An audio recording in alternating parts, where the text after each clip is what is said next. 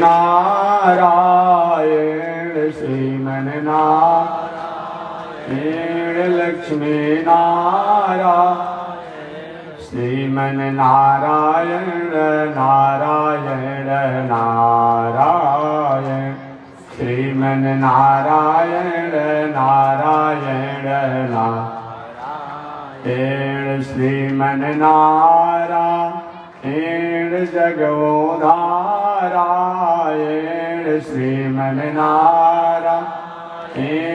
जगो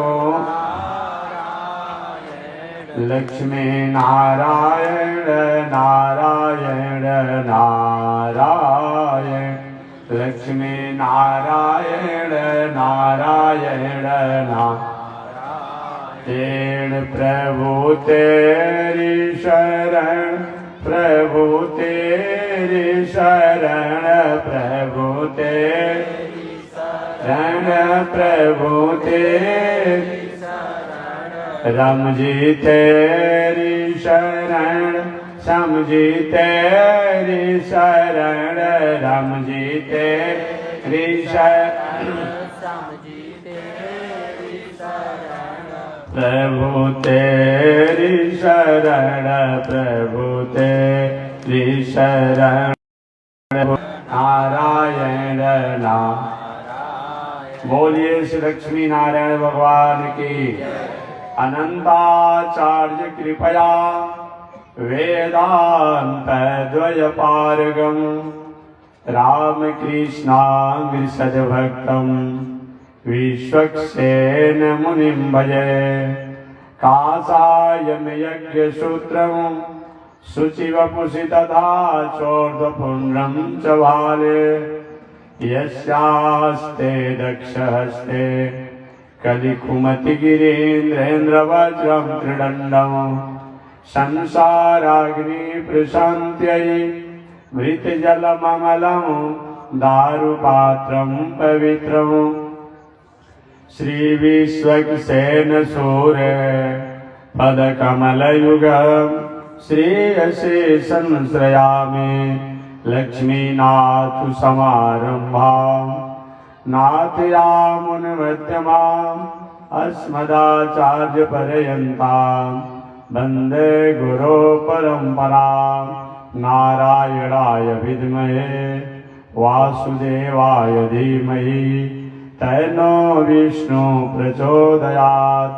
महालक्ष्म्यै च विद्महे विष्णुपत्न्यै च धीमहि तन्नो लक्ष्मी प्रचोदयात् तन्नो लक्ष्मी प्रचोदयात्। परमाराध्य श्री लक्ष्मी नारायण भगवान नित्य वंदनीय पूज्य गुरुदेव श्री त्रिदंडी स्वामी जी महाराज के जुगल शरणों में कोटिशः नमन।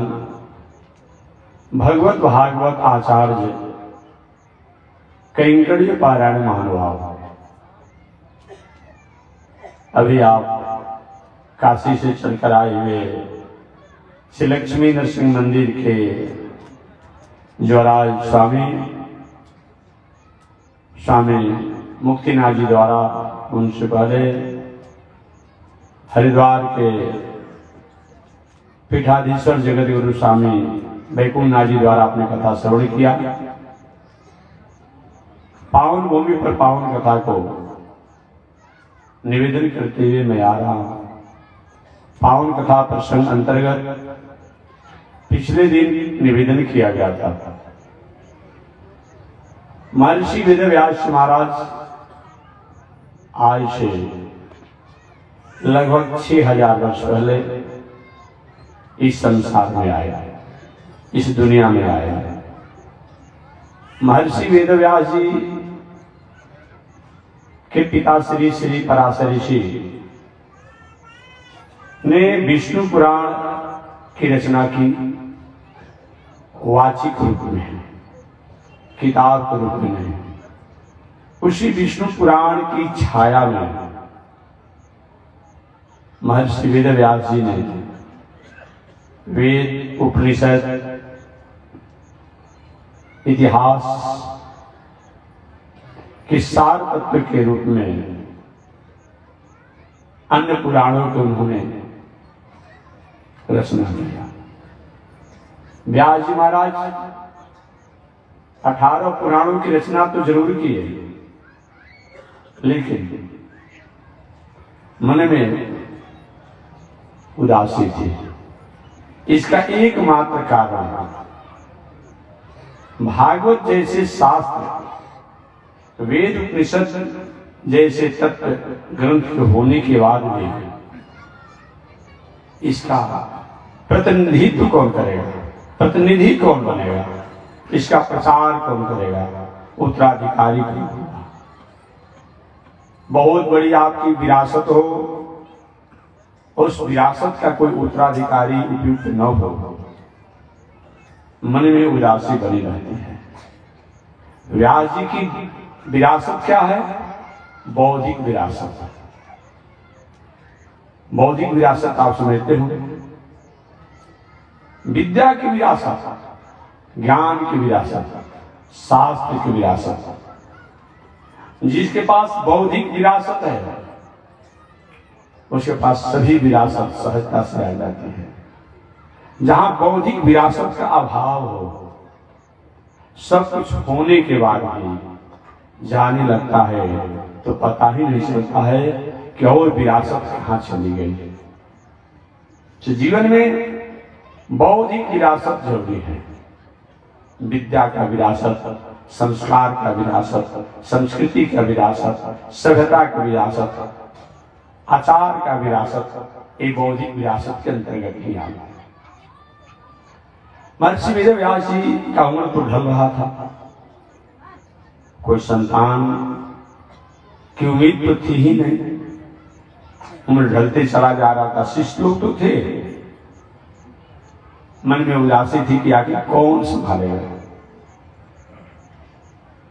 एक भी व्यास जी ने भगवान से प्रार्थना किया, क्या प्रभु जीवन चला जाएगा, क्या मेरा अपना कोई पुत्र नहीं होगा। सच्ची प्रेम अगर हमारी होती है, सच्ची श्रद्धा होती है, सच्ची भावना होती है, तो किसी न किसी तरीका से ईश्वर परमात्मा उसको पूरा करते हैं, पूरा कराते हैं। व्यास जी की पत्नी अरणी देवी, कहीं कहीं पिंगला देवी भी लिखा है, व्यास जी की पत्नी अरणी देवी यानी पिंगला देवी की मन में भावना थी एक मेरा पुत्र हो जाता। बहुत भावन शंकर जी के अनुसार, उनके समान, जैसे बहुत भावन शंकर जी परमात्मा के ईश्वर की भावना में ओतप्रोत रहते हैं, तो मेरा भी जीवन सफल हो जाता है। हम तीनों ऋणों से ऋण हो जाते हैं। एक कौशिक संहिता में कथा है, भागवत में कथा तो नहीं है, कौशिक संहिता में कथा आती है। व्यास जी की भावना को आदर करने के लिए, पूरा करने के लिए, व्यास जी की पत्नी की भावना को आदर करने के लिए, श्रद्धा को पूरा करने के लिए भगवान श्रीमन नारायण जो लीला करने के लिए गोलोक धाम में कृष्ण के रूप में रहते हैं, मर्यादा के लिए साकेत रूप में रहते हैं, और मुक्ति को प्राप्त करने के लिए वैकुंठ में रहते हैं। कोई भगवान में अंतर नहीं है।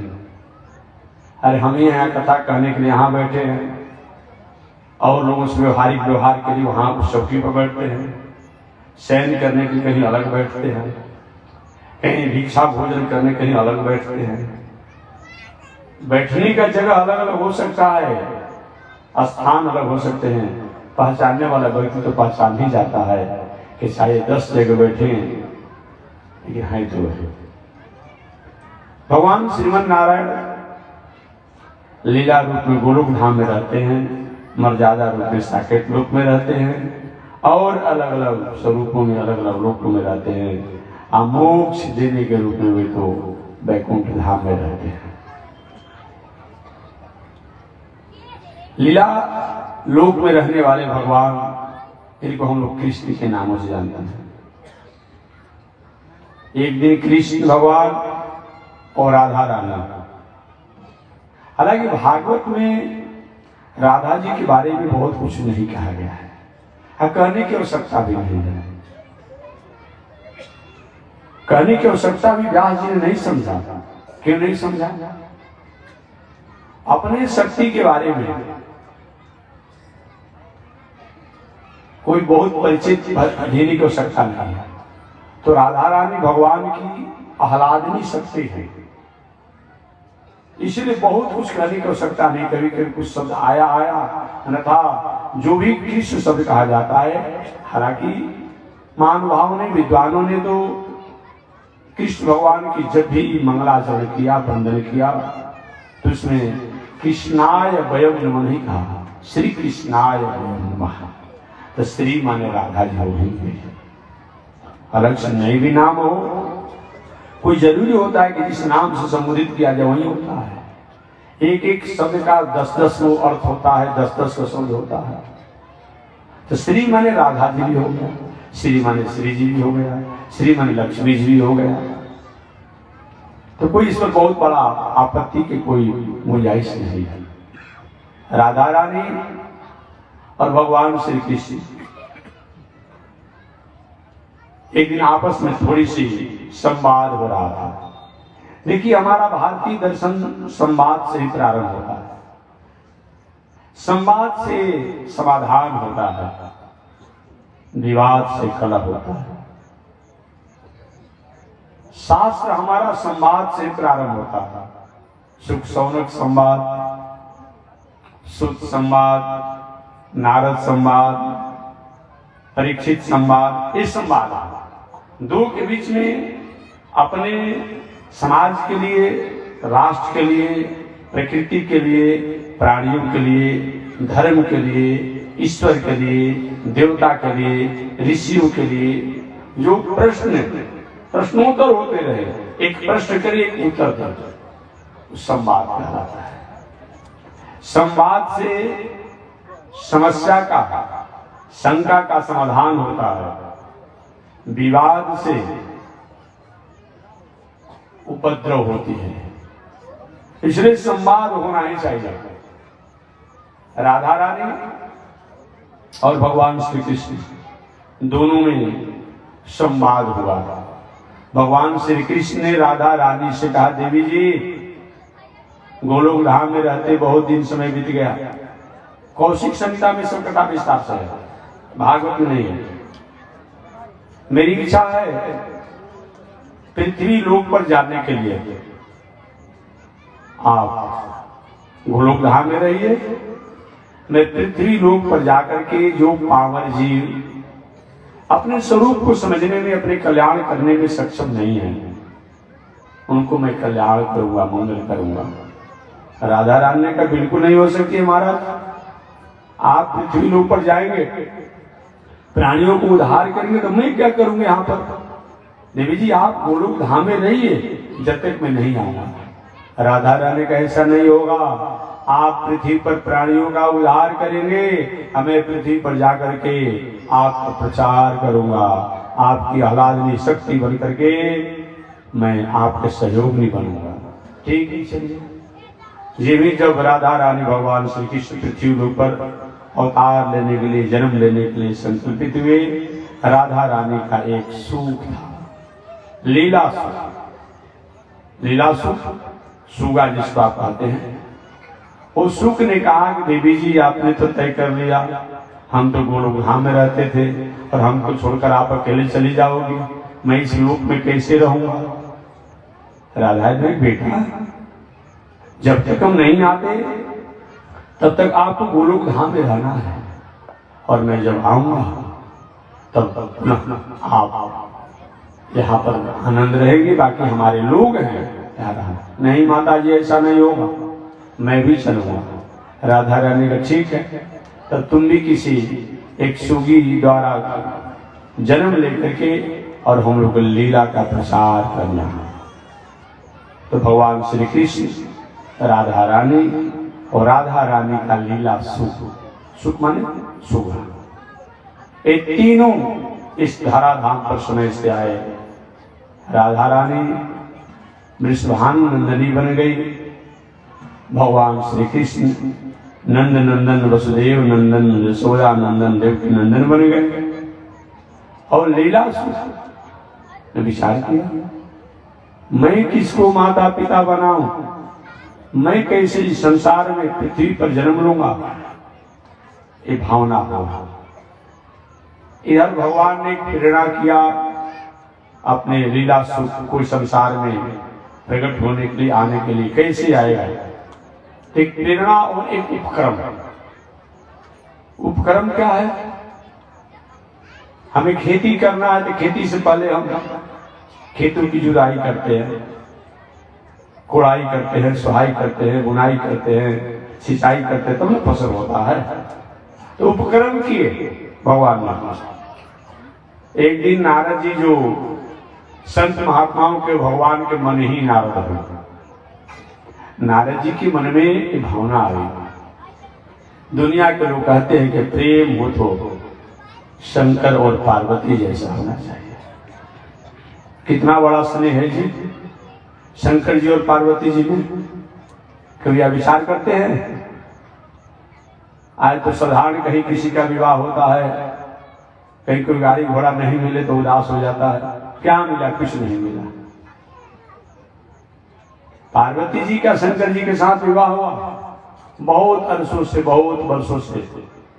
जो शंकर जी की व्यवस्था है उसी में पार्वती जी रहती हैं और आनंद से रहती है। सब कथा आप जानते हैं, बताना नहीं। नारद जी के मन में भावना आई भगवान की प्रेरणा से, क्योंकि भगवान के मन ही नारद है, ऋषियों के मन ही नारद है। नारद जी के मन में भावना आई कि दुनिया में लोग कहते हैं प्रेम हो, लेकिन पार्वती और शंकर जैसा प्रेम कहीं कहीं देखा जाता है, कभी कभी सुना जाता है, कहीं कहीं किताबों में पढ़ा जाता है।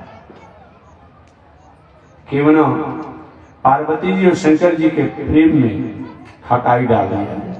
खटाई माने क्या होता है? ये दूध सुंदर हो और उसमें खटाई डाल दी तो फट जाता है, पानी अलग हो जाता है, दूध का तत्व अलग हो जाता है, और दूध का तत्व भी जो रहता है तो एक अलग तरीका से जाता है। अब वो दूध नहीं बनता है, अलग कुछ बन सकता है लेकिन दूध नहीं बनेगा। नारद जी ने यही मन में कामना किया कि शंकर जी और पार्वती में भेद पैदा कर देंगे, बैर पैदा कर देंगे, तो सही में मेरे नाम नारद का चरितार्थ हो जाएगा। नारद जी घूमते घूमते कैलाश में गए। बाबा भूत भावन शंकर जी उसमें समाधि की अंतिम काल में थे, कुछ ही समय में समाधि उनकी टूटने वाली थी। संत महात्मा लोग चारों तरफ से घेरे हुए थे। इस बार भूत भावन शंकर जी समाधि से जब जगेंगे तो उनसे आत्मानुभूति पूछा जाएगा, भगवान के स्वरूप के बारे में पूछा जाएगा, भगवान की स्थितियों के बारे में पूछा जाएगा। संत महात्मा चारों तरफ से बैठे थे। नारद जी गए कैलाश में। वहां भूत भावन शंकर जी की समाधि स्थल पर, जहां समाधि में निमग्न थे, बहुत प्रतीक्षा नहीं करते हुए पार्वती जी के अंतर्गृह में चले गए। आज भी हमारे मीडिया बंधु जो होते हैं उनका बहुत बड़ा अधिकार है। संतों के यहाँ पहुंच जाते हैं, समाज सेवियों के यहाँ पहुंच जाते हैं, माने अपराधियों के यहाँ भी पहुंच जाते हैं। उनका हर जगह दरबार खुला रहता है आज भी। नारद जी तो उस जमाने के पत्रकारिता करने वाले हैं, तीनों लोग की मीडिया का कार्य करने वाले हैं। नारद जी पार्वती जी के अंतर्गृह में पहुंच गए। ऐसे भी नारद जी का हक भी बनता है। नारद जी की शिष्या है पार्वती जी। आप पार्वती जी नारद जी को अपना गुरु मान, क्योंकि नारद जी नहीं तो पार्वती जी का विवाह का सारी उपकरण को तैयार किया था। अन्यथा पार्वती जी मन में संकल्प तो रखी थी, परंतु विवाह होना बहुत मुश्किल काम था। पार्वती के माता पिता तो यहाँ तक भी तय कर दिए थे कि पार्वती को लेकर के आग में जल जाएंगे, पहाड़ से कूद करके मर जाएंगे, जल में डूब कर मर जाएंगे, लेकिन बौरा है, इस शंकर से विवाह अपने बेटे का नहीं करना। अगुआ हो तो ऐसा हो, नारद जैसा। नारद जी ने इतनी सुंदर अगुवाई किया, इतनी अच्छी प्रकार से समझाया हिमाचल को, मैना को, सब आनंद हो गए। इसलिए नारद जी एक तरह से पार्वती को अपना शिष्या भी मानते हैं, पार्वती जी नारद जी को अपना गुरु भी मानती हैं, और दूसरी तरफ शंकर जी की बाद में पत्नी होने के कारण नारद जी उनको माता रूप में आदर भी देते हैं। नारद जी पार्वती जी के अंतर गृह में पहुंचे, और अंतर गृह में जब पहुंचे पार्वती जी ने नारद जी को प्रणाम किया। महाराज जी बहुत आपने कृपा किया, आप कैलाश में मेरे यहाँ है। सत्कार की अंतिम जो होती नहीं कि सत्कार बने साधन से सत्कार तो सब लोग कर देता है, भाव हमारे पास जो कुछ भी हो समर्पण की भावना में हो, समझ में आ जाता है कौन भाव से कर रहा है, कौन साधन ऐश्वर्य के द्वारा सत्कार कर रहा है। आपने वाल्मीकि रामायण पढ़ा होगा। वाल्मीकि रामायण में सबरी जी के पास बहुत कुछ नहीं साधन था, लेकिन जो भाव से भगवान श्री राम का सत्कार किया, इतिहास भूला नहीं और इतिहास ने छोड़ा नहीं, पुराणों ने छोड़ा नहीं, और राम जी की प्रति जो सबरी का स्नेह था लिख दिया गया है। शबरिया पूजिता सम्यक जाति दशरथा। महाभारत भागवत में आपने विद्राणी की भक्ति को पढ़ा हो, सुना हो। भगवान श्री कृष्ण के प्रति जो उसकी सदा थी, इसको कौन नहीं जानता है। अब सत्कार के नाम पर किया क्या विद्राणी ने? भाव में तो केले का फल खिलाना चाहिए, खिला दिया छिलका। भाव में वस्तु बड़ा नहीं होती है, भाव में स्नेह बड़ा होता है। पार्वती जी नारद जी को बहुत सत्कार से मानी। आगे पार्वती ने पूछा, बाबा आने का कारण? अभी आने का कारण क्या है, कैसे आप कैलाश में आए? नारी के देखिए पार्वती जी, इस समय आना जाना तो मैं कम कर दिया हूँ, घूमना फिरना कम कर दिया। अच्छा महाराज, क्यों कम कर दिया है? नारी की दुनिया के लोग स्वार्थी हैं, स्वार्थ से भरे हुए लोग हैं, स्वार्थ में डूबे हुए लोग हैं। कोई किसी से प्रेम करता है स्वार्थ के लिए, चाहे बेटा बाप से करे, बाप बेटा से करे, स्वामी सेवक से करे, सेवक स्वामी से करे, गुरु चेला से करे, चेला गुरु से करे, डॉक्टर रोगी से करे, रोगी डॉक्टर से करे, प्रजा राजा से करे, राजा प्रजा से करे, सब स्वार्थ में है। राजा जान जाए कि प्रजा हमारे अनुकूल नहीं है, काहे के अनेक प्रकार की सुविधाएं नहीं है, थोड़ी सी अपने विवेक पर अंकुश लगा देता है। प्रजा जान जाए कि राजा से कोई फायदा नहीं है, वो भी अपना स्नेह को मोड़ लेता है। किसी का प्रेम जो है स्वार्थ में है। पार्वती जी के महाराज जी कहना क्या चाहते हैं आप? ये दुनिया स्वार्थी है, संसार स्वार्थी है, संसार के लोगों का व्यवहार स्वार्थीमय है, लेकिन आप कहना क्या चाहते हैं? नारी में यही कहना चाहता हूं कि देवी घटना तुम्हारे पास भी है। अच्छा, मेरे पास भी है? हाँ महाराज, मेरे पास कौन सी घटना है? आपके भी जो स्वामी जी हैं बाबा भूत भान शंकर जी, वो भी आपसे प्रेम नहीं करते हैं, प्रेम का दिखावा करते हैं, प्रेम थोड़ा भी नहीं। पार्वती ने कहा, बाबा ऐसा कोई प्रमाण आपके पास है क्या? ऐसा कोई प्रमाण है कि आप कहेंगे कि प्रेम नहीं करते, प्रेम का दिखावा करते हैं? नारद जी का प्रेम में अपने गोपनीय से गोपनीय वस्तु को भी अपने प्रेमी जनों को समर्पण करने में थोड़ा भी हिचक नहीं होता है। ये सबसे प्रथम प्रेम का उदाहरण है। आज तो गोतिया परिवार में प्रेम है, एक साथ चाय पी रहे हैं, बैठ रहे हैं 2-2 घंटा 4-4 घंटा, साधारण एक दूसरे परिवार के घर में किस प्रकार कुदाल की आवश्यकता पड़ गई, हंसुआ की आवश्यकता पड़ गई, अब तत्काल कहीं खरीदने जाए बाजार नहीं है, गए भाई थोड़ा कुदाल दीजिए ना, कुछ काम है। उसी सवेरे कुदाल तो है लेकिन उसका बेटे टूटा हुआ, वो बताइए मैंने बहाना बना देंगे। व्यवहारिक उदाहरण में कह दिया क्योंकि प्रैक्टिकल घर घर की बात है। देखेंगे अपने आप में अच्छे अच्छे लोगों को कोई सामान साधारण सामान जो है देने में बहाना बना दिया जाएगा, भूल गया है तो लेकर गया था, कहाँ तोड़ दिया, क्या किया, मैंने कुछ न कुछ बात कही देंगे। ये प्रेम है? कैसा प्रेम है? नारद जी ने कहा माता जी आपके स्वामी जी आपसे प्रेम का दिखावा करते हैं, लेस मात्र भी उनके पास प्रेम नहीं है। पार्वती ऐसा कोई प्रमाण है, उदाहरण है आपके पास जो आप कहते हैं कि हमारे स्वामी जी हमसे प्रेम नहीं करते हैं? कहाँ, कौन सा उदाहरण है?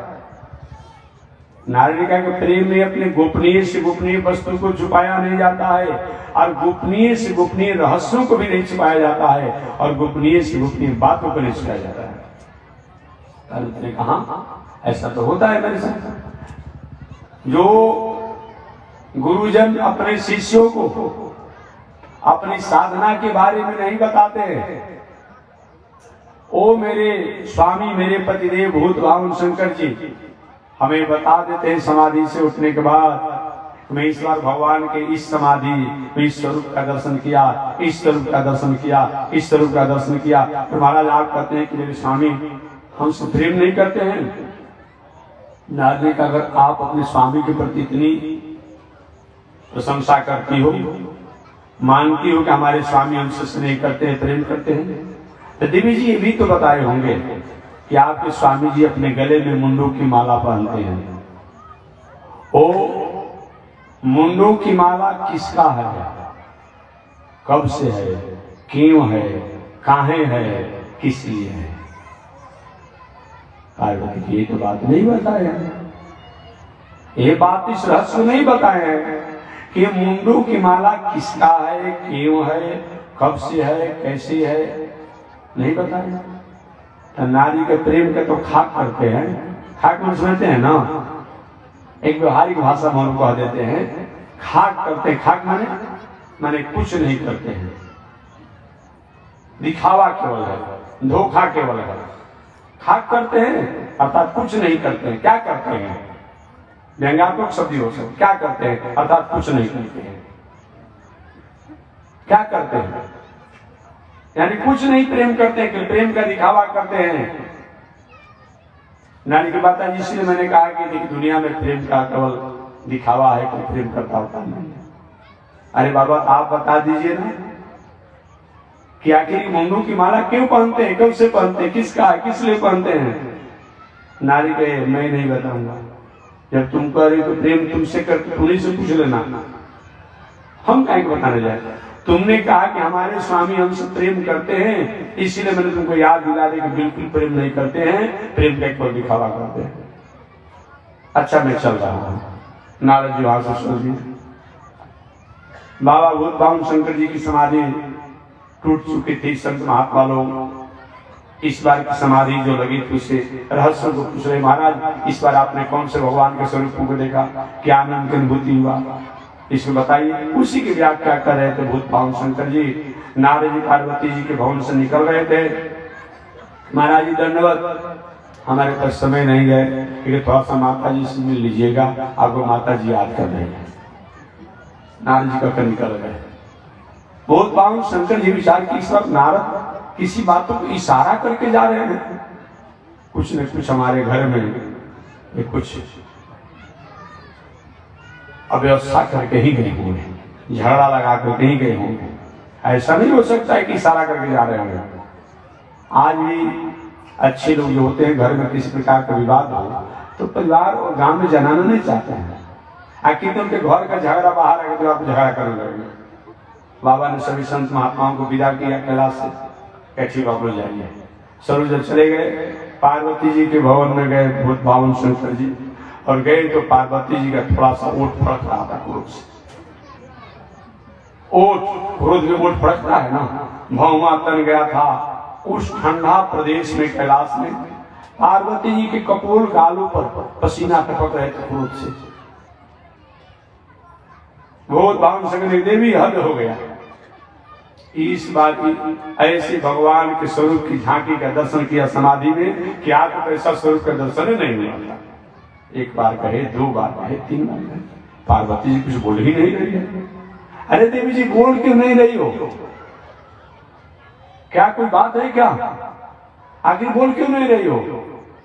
तो पार्वती जी थोड़ी सी ओठ को फड़फड़ाते हुए जो था क्रोध में, उसको संयम कर दे। महाराज रहने दीजिए, हो गया, रहने दीजिए, हो गया। क्या हो गया? महाराज जितना आप बाहर से काले हैं उससे अधिक काला आप भीतर से हैं। काला मन समझते हैं ना? काला मन कपटी होता है, छलिया होता है, बेईमान होता है, धूर्त होता है। इस अर्थ में आप कर लीजिए। महाराज आप बाहर से जितने काले हैं उससे अधिक काला आप भीतर से हैं। बाबा ने कहा कि देवी जी क्या बोल रही हो, वो सवास में हो? काला मन समझती हो क्या होता है? हाँ महाराज मैं सब समझ रही हूं। अरे देवी मुझको तुमने काला कह दिया, काला मन शरीर से नहीं, मुझको कपटी तुमने कह दिया, धूर्त कह दिया, छलिया कह दिया, बेईमान कह दिया। क्या आज तक मैंने तुमसे कोई कपट किया है? बहुत बावन शंकर जी ने पार्वती जी से पूछा, क्या मैंने तुमसे कोई कपट किया है? बताओ। विवाह हुआ तब से लेकर आज तक एक ही घर में रह लेते हैं। आज भी शंकर जी के मंदिर में जाएंगे तो तीन ही गोड़ वाला सुतने वाला खाटी मिलता है, और उसमें पूरा पूरा अभी भी उसमें रस्सी नहीं लगा हुआ है। कभी जाएंगे शंकर जी के मंदिर में, हम लोग तो थोड़ा सा रुपया पैसा का दूसरा रुपया हो गया कहीं कमा धमा लिए तो क्या करते हैं जी?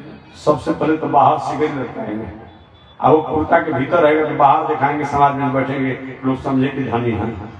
हाथ में लगाएंगे, गला में लगाएंगे, उठी में लगाएंगे, देखेंगे माताएं हुई तो अपने अनुसार आभूषण। इतने दिन से होने के बाद भी शंकर जी के देवी जब से तुम्हारा हमारा विवाह हुआ आज तक फिर कुछ चीज तुमसे छुपाया, और फिर तुम कपटी कहती हो। पार्वती महाराज कपटी आप नहीं है तो क्या है जी?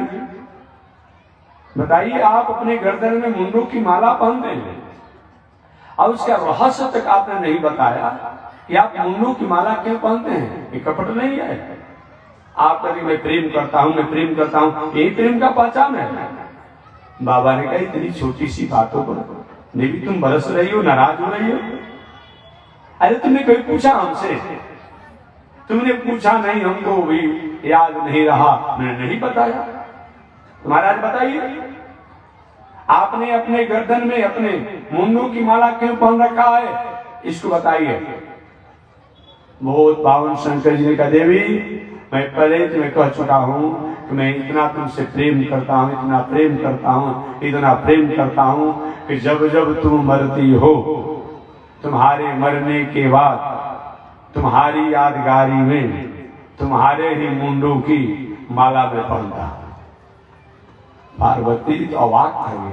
अरे महाराज ये क्या कहा आपने? हाँ, जब जब तुम मरती हो तुम्हारे मरने के बाद तुम्हारे ही मुंडों की माला में पहनता हूं, और हमको तुम निठुर कह रही हो, कपटी कह रही हो। पार्वती के महाराज तब तो आप कपटी नहीं ठहरे, महाकपटी ठहरे। कपटी से तो कुछ काम चल सकता है, आप महाकपटी ठहरे। महाकपटी माने जन्म जन्मांतर की कपटी आप हैं, हमेशा हमेशा से आप कपटी हैं। अरे देवी ऐसा क्यों? मैं तुम्हारे स्नेह में, तुम्हारी यादगारी में तुम्हारी मुंडों का माला मैं पहनता हूं, और फिर भी तुम हमको महाकपटी कहती हो। महाराज ये महाकपट नहीं है। ये तो बात स्पष्ट हो गया कि आप इतने दिनों से अमरनाथ बने हुए हैं, अमरनाथ बने हुए, मरते नहीं हैं। हमको बार बार मरना पड़ता है। ये तो प्रमाण हो गया, मरने का प्रमाण हो गया कि मरने के बाद मेरे मुंडों की माला आप अपने गर्दन में धारण करते हैं। आप अमरनाथ बने हुए हैं और हमको बार बार मरना पड़ता है। क्या ये महाकपट नहीं है? कभी आपने विचार किया हमको भी अमर बनने के लिए? जिस तत्वों को जान करके, जिस रहस्य को जान करके आप मरना आपको नहीं पड़ता है, हमको बार बार मरना पड़ता है, कभी हमको नहीं मरने का, अमर होने का कोई आपने कृपा किया? महाकपट नहीं है। ऐसा क्यों हुआ? ऐसा कहे हुआ? बाबा बोध भावन शंकर जी ने कहा, देवी जी मैंने अमर कथा सुनी है, मैंने भागवत कथा सुनी है, उस अमर कथा यानी भागवत कथा का फल है कि मैं अमर बना हुआ हूं। पार्वती ने कहा, हमको आपने क्यों नहीं सुनाया, और सुनाकर हमको अमर आपने क्यों नहीं बनाया? शंकर जी ने कहा, देवी जी जब तुम सती अवतार में थे, हमारा तुम्हारा संबंध हुआ था, तुम मेरी पत्नी बनी थी, उस अवतार में मैंने कोशिश किया था, प्रयास किया था तुमको अमर कथा सुना करके और अमर करने के लिए। मैं कैलाश में भी अमर कथा सुनाया, लेकिन तुम मेरी कथा पर यकीन नहीं किया। मैं सोचा चलो नारी स्वभाव है, मैं तुम्हें लेकर के अगस्त ऋषि के आश्रम पर गया, और अगस्त ऋषि के आश्रम पर मैं गया। अगस्त ऋषि भी अमर कथा सुनाए, मैंने उनको भक्ति का वरदान दिया, वहां भी तुमने अमर कथा नहीं सुनी। और वही मेरे प्रभु रामावतार के रूप में आकर के दुनिया में लीला कर रहे थे, और बिरही का रूप बना करके जंगल में घूम रहे थे। मैंने तुम्हें समझाया, कहा कि ये लीला कर रहे हैं, मेरे स्वामी हैं, मेरे सच्चानंद हैं, मेरे अखंड हैं, मेरे अविनाशी हैं। तुमने नहीं माना और मेरे स्वामी की परीक्षा लिया, और परीक्षा में तुम असफल हुई, और अपराध के कारण तुम मेरे पास कैलाश में आई जरूर। मेरे रुकने के बाद भी, समझाने के बाद भी तुम्हारे पिता द्वारा मेरे विरोध में दुराग्रह करके यज्ञ का आयोजन किया गया था, केवल मुझे नीचा दिखाने के लिए। यज्ञ से उनको तात्पर्य नहीं था, तात्पर्य था कि शंकर को नीचा दिखाया जाए, मुझको नीचा दिखाया जाए, इसीलिए यज्ञ का आयोजन किए थे, सबको आहूत किए थे, निमंत्रण दिए थे, मुझको निमंत्रण भी नहीं था। मैंने तुम्हें समझाया देवी जी, अपने पिता, अपने भाई, गुरु, संत, महात्मा, तीर्थ, व्रत, मित्र, इष्ट के यहाँ जाना चाहिए, चाहे निमंत्रण कार्ड आया हो या नहीं आया हो। परंतु जहां जाने के बाद ईर्ष्या बढ़ जा रही हो, द्वेष बढ़ जा रहा हो, आवेश बढ़ जा रहा हो, क्रोध बढ़ जा रहा हो, भेद और बैर की भावना बढ़ जा रही हो, चाहे वो कोई भी क्यों न हो, भाई हो, गुरु हो, अमुक हो, फलान हो, सिलान हो, वहां नहीं जाना है, ठीक है। तुम नहीं मानी मेरी समझाने के बाद, और अपने पिता के यज्ञ में गई, और वही तुम जल करके समाप्त हो गई। मेरे अपमान को तुम बर्दाश्त नहीं कर पाई, और मर करके तुम संजीवन को समाप्त कर दिया। वही आज तुम पार्वती बनी हो। पार्वती ठीक है महाराज, मैं समझ गई। मैं जब सती रूप में थी, आपका अवज्ञा किया, अपमान किया, उसका परिणाम हुआ कि हमें पिता के घर जाकर के मरना पड़ा। आज मैं पार्वती रूप में जन्म ली हूं, तो इस जन्म में तो अमर कथा सुना दीजिए। छोड़िए पहले की बात, जो हुआ सो हुआ। इस पार्वती रूप में तो हमें अमर कथा सुनाइए। बोध बावन शंकर जी ने कहा, देवी जी इस जन्म में भी तुम्हें अमर कथा सुनने का योग नहीं है, संयोग नहीं है। तुम्हारा ललाट और तुम्हारा भविष्य कहता है कि तुम सुन नहीं पाओगे। पार्वती ने कि समय नहीं जानती हूं, मैं आपकी पत्नी हूं ना, आप मेरे स्वामी हैं ना, आपको कथा सुनाना पड़ेगा, सुनाना पड़ेगा, सुनाना पड़ेगा। अब भला शंकर जी इस रुक सकते हैं? शंकर जी समझ गए कि दैव इच्छा है, चलिए दैव इच्छा मान करके। देखिए दैव इच्छा में कभी कभी हमारे कर्म तो होते हैं, लेकिन कर्म के फल जो है अनुकूलता के अनुसार नहीं होते। दैव इच्छा मान कर चलते भूषभाव शंकर जी। सभी कैलाश वासियों जो वहां कथे गए, अनिश्चित काल के लिए मैं जा रहा हूं यात्रा में, आप लोग यही अपनी स्थिति में रहिए।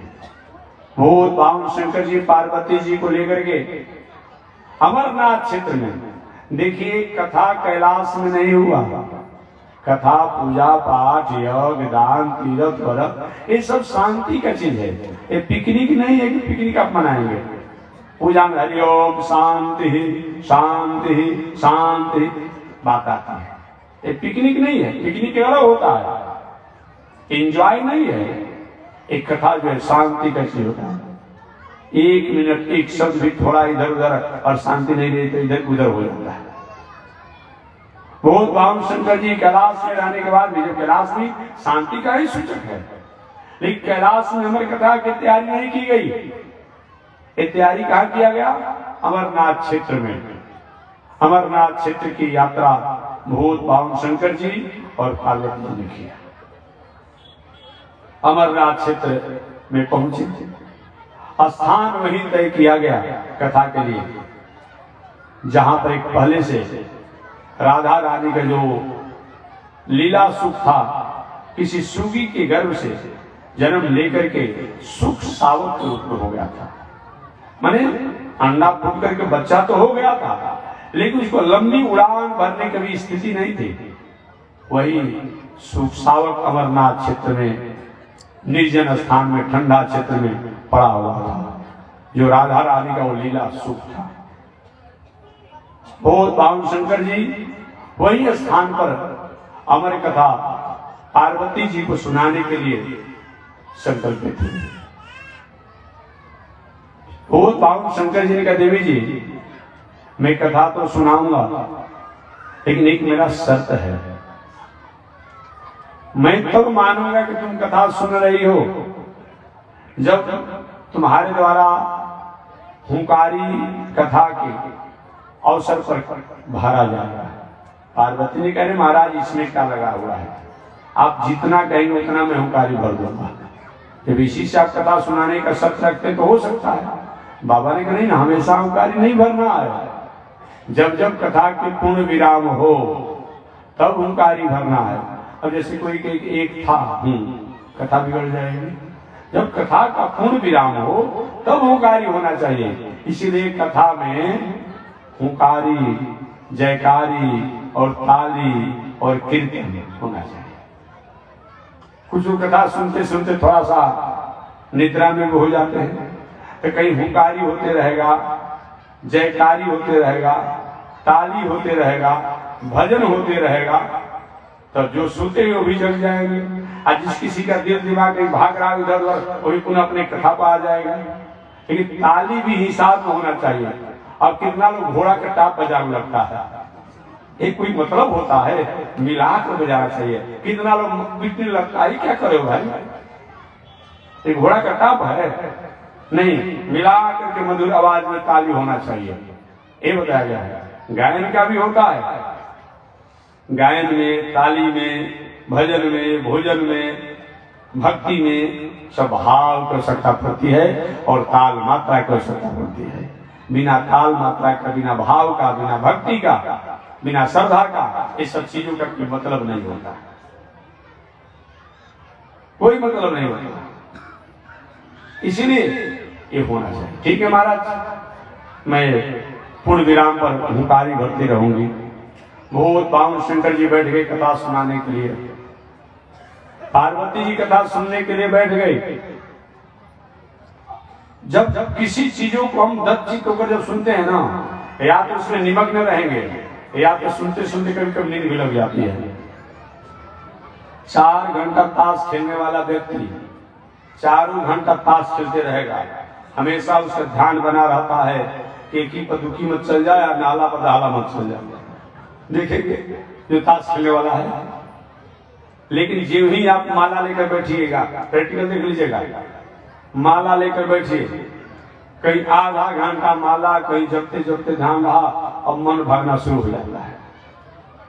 जितना दुनिया का सब काम है सब कुछ माला जपने के समय ही नहीं आ जाएगा। देखिए ताश खेलते समय मन वही रहेगा, इधर उधर पत्ता मत चल जाए, लेकिन अगर माला लेकर जप कर बैठते हैं वही हाल हो जाते हैं। कहीं हनुमान चालीसा आपने तय कर लिया कि नहीं 108 बार करना है, 54 बार करना है। अब देखिए ना, 108 बार पूरा नहीं होगा, 54 बार पूरा नहीं होगा, 25 बार पूरा नहीं होगा, बीच में इतनी बातें आ जाएगी वो दिखाई नहीं पड़ता है। भीतर आ जाता है। अब पार्वती जी कथा सुन रही है, कथा सुनते सुनते धीरे धीरे लेकिन कभी कभी कथा सुनने में हो जाता है, पुनः रुक जाते हैं। कभी कभी हुंकारी जो है वो जोर से बोल देती है, कोई संगत जी अगर तुम हुंकारी नहीं बोलोगी तो मैं कथा नहीं सुनाऊंगा। कभी जोर से बोल देती है, कभी धीरे बोल देते, कभी आगे पीछे बोल देते। बहुत बाबू संगत जी नेत्रों को बनकर कथा सुना रहे थे। तो हो सकता है कथा के प्रभाव से कहीं पार्वती जी में ये आ गया होगा। कभी आगे बोल देती है, कभी पीछे बोल देती है, कभी जोर से बोल देती है, कभी धीमे बोल देती है। लेकिन पार्वती जी तो अपने में सोचने लगी। कथा होते होते 10वें स्कंद तक भूत भाव संगत जी कथा सुना दी। किसी तरह पार्वती जी रोक थाम करके कथा सुनी, कभी सोची, कभी जगती, कभी सोची, कभी जगती। 11वें स्कंद की कथा में प्रवेश किए भूत भाव शंकर जी, और 11वें स्कंद की कथा में प्रवेश करने पर श्री कृष्ण उद्धव संवाद। भगवान श्री कृष्ण जब अपने लोक में जाने लगे, अपने गोलोक धाम जाने की तैयारी में थे, उद्धव जी को पता चला कि भगवान श्री कृष्ण द्वारिकाधीश अब अपने लोक में जा रहे हैं। उद्धव जी आकर के रोने लगे, प्रभु एक साथ खाया, एक साथ खेला, एक साथ रहा, और अकेले छोड़कर आप चले जाएंगे? ऐसे नहीं होने देंगे, मैं भी आपके साथ चलूंगा। भगवान श्री कृष्ण, उद्धव ये जीवन में अकेले आना, अकेले जाना लगता है, ऐसा नहीं होगा, हमको भी साथ ले चलना पड़ेगा, नहीं तो आपको देखते देखते मैं जीवन लीला को समाप्त कर लूंगा। यही कथा के भूत भाव संगत सुना रहे थे। अंत में भगवान श्री कृष्ण का, उद्धव मेरे साथ रहने की, आनंद की अनुभूति अगर करा दूंगा तो क्या करोगे? उद्धव जी को मैं आपको छोड़ दूंगा और क्या करूंगा। वही श्री कृष्ण उद्धव संवाद की कथा भूत भाव शंकर जी सुना रहे थे। अब पार्वती जी 10वें स्कंद के बाद ही निद्रा की अंतिम स्थिति हो गई। केवल श्री कृष्ण उद्धव संवाद के शब्दों को ही सुना, क्या कहीं नहीं सुन पाया। पूरा नींद में निमग्न हो गई पार्वती जी। 12वां स्कंद की कथा हुआ। भागवत एक ऐसा ग्रंथ है जिसमें भागवत 12 स्कंद, प्रथम स्कंद के पहले भी महात्मा है और भागवत के 12वें स्कंद के बाद भी महात्मा है। ऐसा कभी कभी किसी ग्रंथों में देखा जाता है, सुना जाता है। महात्मा ने क्या होता है जी? महात्मा किसे कहते हैं?